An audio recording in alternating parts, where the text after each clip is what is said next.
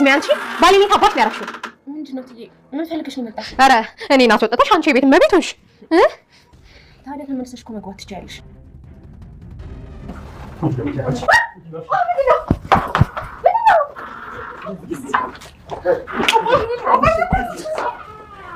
አባትሽ በስ ምንድነው ልታደርጉኝ ነው አፍሽ ዝጊ ቀስ ብለሽ አብራ በረዛ ከተባጥሽ እኔ እኮ ዝና እኮ ነው ክሰሽ ብለው እሱ እኮ ነው ወረቀት ሰጥቶ ይላከኝ አልከስም ትችዋለሁ በቃ አፍሽ ዝጊ አለ በለዛ እንዴ ሲጣርዴ ነው ገደል ምን ተጣጣ ውስጥ ነው የገባው አፍሽ ዝጊ አፍሽ አትተዩ አትዩሽ እሺ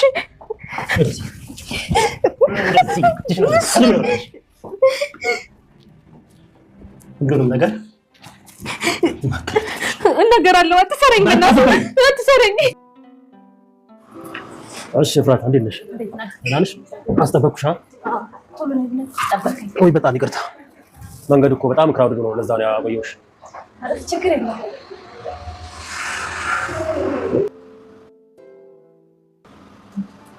ግን ቆንጆ እንደሆንሽ ታውቂያለሽ እየቀለድክ ነው ኧረ በፍጹም አይ ማሳ መሳይ እኔ እናቷን ብሆን ለሰውም አላሳይ የሚለው ሙዚቃ ታውቂዋለሽ ለአንቺ ሲሆን አይቀርም የተዘፈነው ዝና የማህሌት ስልክ አለማንሳት እጅግ በጣም አጨናንቆታል ምክንያቱም ማህሌት ስለ ዝና የተወሰነ ነገርም ቢሆን ስለምታውቅ ያን ትናገራለች ብሎ ስለሰጋ እንጂ የማህሌት መጥፋት አሳስቦት አይደለም እናም ስለኔ ብዙ ነገር የምታውቀው ነገር ስላለ ማህሌት አንድ ነገር ከመሆኗ በፊት መድረስ ይኖርብናል እስቲ ነብሩክ ቤት ሂጂና አረጋግጪ ቢላትም ማንም ምንም እንደማያረጋትና መድብልም ከሷ ጋር ተገናኝተው እንደነበረ ነግረዋለች መድብል ጋር የተገናኘሽበት ምክንያት ምንድነው ብሎ እሱንም አጥብቆ እያጣራ ነበር መድብል ጋር እንደሚተዋወቁ ነግረው ግን ደግሞ የተገናኙት በአጋጣሚ እንደሆነ ስትነግረው በአጋጣሚማ ከሆነ የሆነ የተደበቀ ነገር ይኖራል እያላት ነበር ማህሌትም ዳጣ በቀሏን ልትበቀላት ጥፍሯን ልትነቅልላት ስትል ሁሉንም ነገር የማውቀውን እናገራለሁ ብላ መድብልን ጠርታለች መድብልም የምትነግረኝ ከሆነ ታያት ብሎ ሐሳቧን ለመቀበል ተመልሶ መጥቷል እናም ስለ ብሩክ የምታውቀውን ሁሉ ተናግራለች ሰላም ሰላም ውድና የተወደዳችሁ ውድ ቤተሰቦች እንደምን አላችሁ በእያላችሁበት የዓለም ዳርቻ ሰላማችሁ በዘት ተረፍ ይበል እያልን ዛሬም በአዲስ መተናል እናንተም በቅንነት ላይክ ሼር ሰብስክራይብ ማድረጋችሁን አትርሱ መድብል ወንድሙን ለማግኘት ይሻላል ያለው የዘየደው መፍትሄ ምንድነው ማህሌትን አግቶ ማቆየት በዛ ላይ ደግሞ ስልኳን እንዳትጠቀም አድርጎ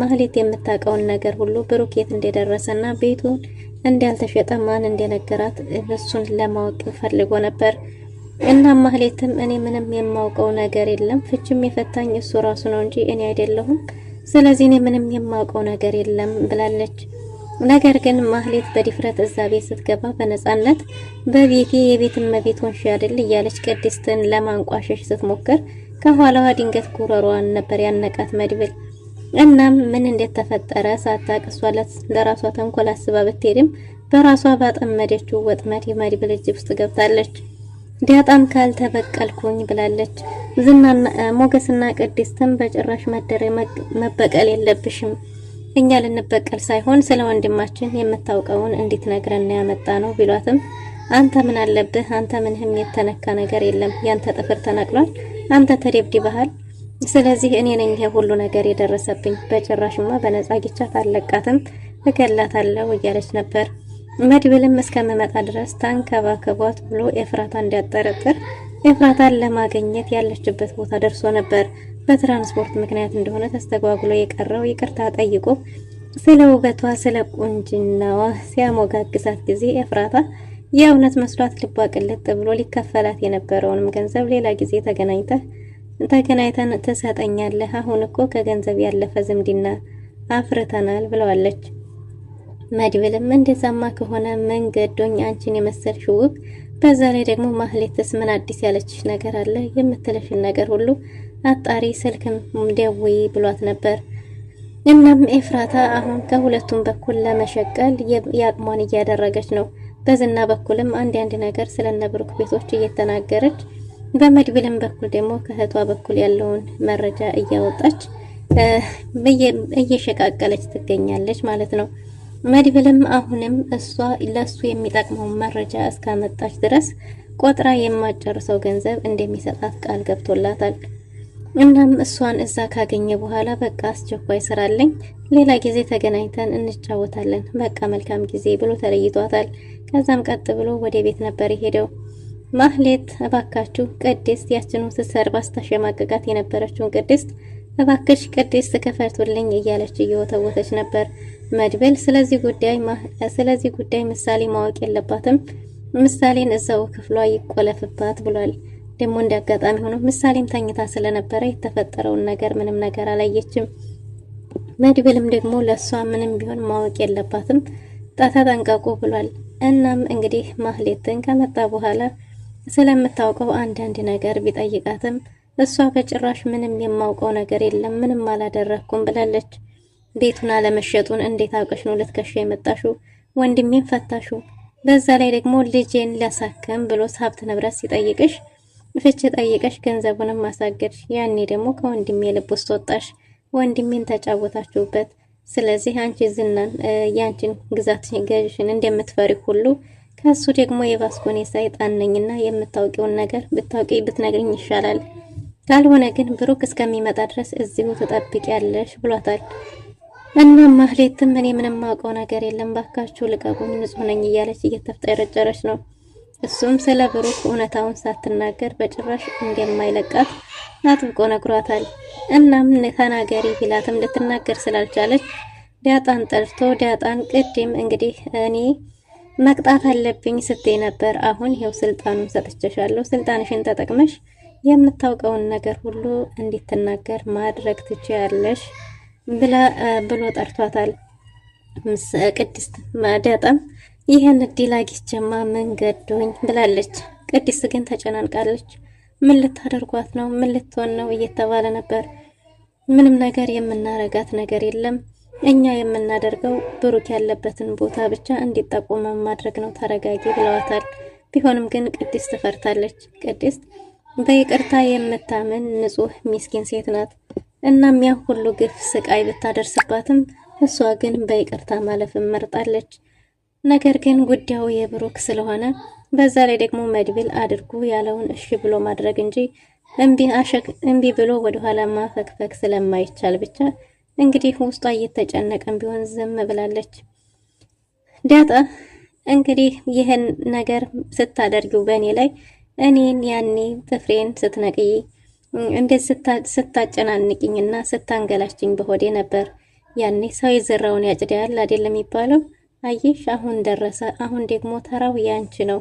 ግን በዚህ ልክ ጨካኝ ሲያረገሽ ምንድነው እያለቻት ነበር። እኔ ጨካኝ አይደለሁም እያለች ነው። እና ዳጣም እኔ ዳጣ ነኝ አልለቅሽም፣ ጥፍሬን እንደነቀልሽ ሁሉ ጥፍርሽን ነቃቅልልሻለሁ፣ በእኔ ላይ ያደረግሽውን ሁሉ እጥፍ ድርብ አድርጌ መልስልሻለሁ። መልካምን ብሰሪ መልካሙ፣ መጥፎን ብሰሪ መጥፎ መልሶ አይቀርምና ይኸው ደግሞ የዘሩትን ማጨድ ዛሬ ትጀምሪዋለሽ ብላታለች። እናም ዳጣ ጉጠት ይዛ በጉጠት ጥፍሯን ገና ሳትይዛት ነበር መድብል እናገራለሁ ላይ ተጣራችው። መድብልን ከተጣራች በኋላም አውቃለሁ ያለችው ነገር ያው እሱ የሰማውን ከሰማው ነገር ብዙም ያልተለየ ነበር።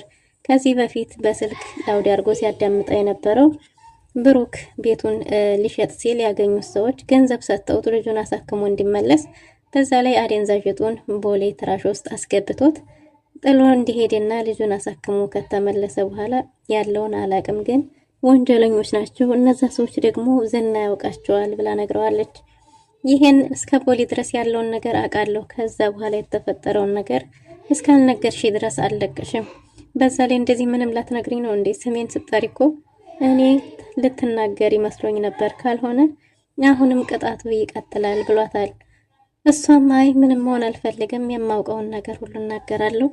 ይሄ ሁሉ የዝና ስራ እንጂ እኔ አይደለሁም። ክሱንም ከሳሻ ያለኝ ዝና ነው፣ ቤቱም አለመሸጡን የነገረኝ ዝና እንጂ እኔ አይደለሁም ብላለች። እሱ ደግሞ ስለ ወንድሙ ማወቅ የሚፈልገው ሁሉ ማወቅ እንዳለበትና ወንድሙ እስካልተገኘ ድረስ ደግሞ የሚከፈለው ዋጋ መሞት ያለበት ሰው ሁሉ እንደሚሞትም ነግሯታል። እና ትገለኛለህ እኔንም ብትለውም እንኳን እሷም አይደለችም ቀርቶ ከሷ ውጪ ምን ብዛት ያለው ሰው ቢኖርም ብሩክ እስካልተገኘ ድረስ ግን ሁሉም እንደሚያልቅ ነግሯታል። እናም ከዝና የበለጠና የከፋ ሰይጣን እንደሆነ ራሱን ነግሯት ማህሌት በፍርሃት ተጨናንቃለች። የማህሌትን ስልክና ቦርሳ ተቀብሎ ቆልፈሽ አስቀምጪ ብሎ ለቅድስት ሰጥቷት ነበር። እናም ዝና በተደጋጋሚ ሲደውል ስልኳ አይሰራም።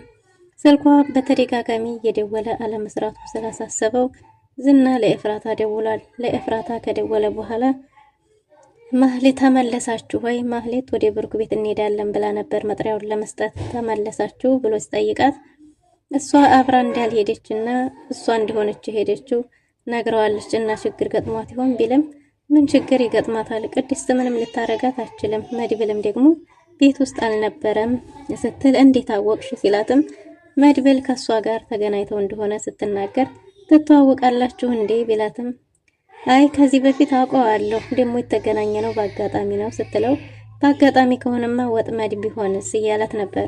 አይ በጭራሽ እንደዛ ሊሆን አይችልም። ስለዚህ ወይ ምናልባት ሞገስ አግኝቷት ካልሆነ በስተቀር ሌላ ማንም ሊያገኛት አይችልም ስትል እንደዛማ ከሆነ የምታውቂው ነገር አለ ማለት ነው እና ስለዚህ ትንሽ ጠብቀን ካልተመለሰች መልሰሽ አሳውቂ ብሏት ነበር። እናም በተባለው ሰዓትም መልሳ ልትደውል ባለመቻሏ መልሶ ደውሎ አሁንስ አልመጣችም ወይ ብሎ ቢጠይቃትም እንዳልመጣችና ስልኳም እንደማይሰራ ነግረዋለች። ዝና እጅግ በጣም ተጨናንቋል። ብዙ የምታውቀው ነገር አለ፣ ማህሌት ከተያዘች ጥሩ አይደለም እያለ ነበር እና ለፖሊስ ላሳውቅ እንዲህ ስትለው በጭራሽ ይሄን ነገር ደግመሽ ራሱ ወደ አእምሮሽ እንዳታመጪው እንዳታስቢው ብሏታል። ቅድስት ምሳሌን ከክፍሏ እንዳትወጣ የተቻላትን ሁሉ እያደረገች ነው። ደክሞኛል መተኛ ትፈልጋለሁ ስትላትም ቆይ ተረት አንብቢልኝ ብላት ነበር። አንድ አስተማሪ የሆነን ተረት ነግራት ግን ሰው በብልጠትም በሞኝነትም እንደማይኖር ሁሌ ብልጥም ሁሌ ጅልም መሆን እንደሌለበት የሚያሳይ ጥሩ በተረት መልክ አስመስላ ጥሩ ትምህርት ነግራታለች። እና ብልጠትም ጥሩ አይደለም በጣም ሞኝ መሆንም ጥሩ አይደለም አይደል እያለቻት ነበር። አዎ ሁልጊዜም ብልጥም አትሁኚ፣ ሁልጊዜም ሞኝም አትሁኚ፣ ሁሉም በቦታው ነው የሚያምረው ብላታለች። እናም በሌላ በኩል ሞገስ እና ዳጣ የማህሌትን መልስ እየተጠባበቁ ነው። ዝናም ኤፍራታን ቤት ድረስ መሄድ ያለብሽ አሁንም ስልኳ እየሰራ አይደለም፣ ስለዚህ ቤት ሂደሽ ያለውን ነገር አጣርተሽ ንገሪኝ ብሏት ነበር። ኤፍራታ እኔ በጭራሽ ወደ ቤት አልሄድም ብላ እምቢ ብለዋለች። እንዴ ማህሌት የሆነ ነገር መሆን የለባትም፣ መያዝ የለባትም፣ ችግር ውስጥ መግባት የለባትም፣ በጣም ብዙ የምታውቀው ነገር አለ ብሏል። እናም ኤፍራታም እሷ መሄድ እንደማትችል ደጋግማ ስትነግረው በቃ እሺ እኔ ሄዳለሁ፣ ይሄን ያሰብሽውን ነገር ለፖሊስ ማሳወቁን ግን በጭራሽ እንዳታረጊው ብሏታል። እሷም እንግዲያስ አንተ ከሄድክማ እኔም ካንተ ጋር አብሬ መሄድ እችላለሁ ብላለች። ማህሌትም ስለ ዝና የምታውቀውን ወንጀልም እንደሚሰራና ከወንጀለኞች ጋር አብሮ ግሩፕ እንዳለው አንዳንድ ነገሮችን የምታውቀውን ሁሉ ለመድብል ነግረዋለች። መድብልም ወንድሜ ያለበትን ቦታ ነው ማወቅ የምፈልገው፣ ምንድነው ያደረጋችሁት? ወንድሜን ምንድነው ያደረግሽው? መቼስ ለብዙ ጊዜ አቅፈሽ የተኛሽው ገላ ነው። አንድ ነገር ሲሆን የሱ ጉዳይ እንኳን አያሳስብሽም? ገንዘብ ፍለጋ ተመልሰሽ የመጣሽው አንቺ የሆንሽ ጭራቅ ነሽ እያለ እያስፈራራት ነበር። ማህሌትም የማውቀውን ሁሉ እናገራለሁ እንጂ ምንም መሆን አልፈልግም ብላ ስለ ዝና ዝርዝር አድርጋ ነግረዋለች። መድብልም እንግዲህ በቀላል አልፋታሽም፣ ወንድሜ እስከሚገኝ ድረስ ከዚህ ባዶ ሆና አትወጭም ብሏታል። ዝናም አይኑን አፍጦ ወደ እነ ብሩክ ቤት ለመሄድ ወስኗል። ውድና የተወደዳችሁ ለዛሬ የነበረን ቆይታ ይመስል ነበር። በቀጣይ እስከምንገናኝ መልካም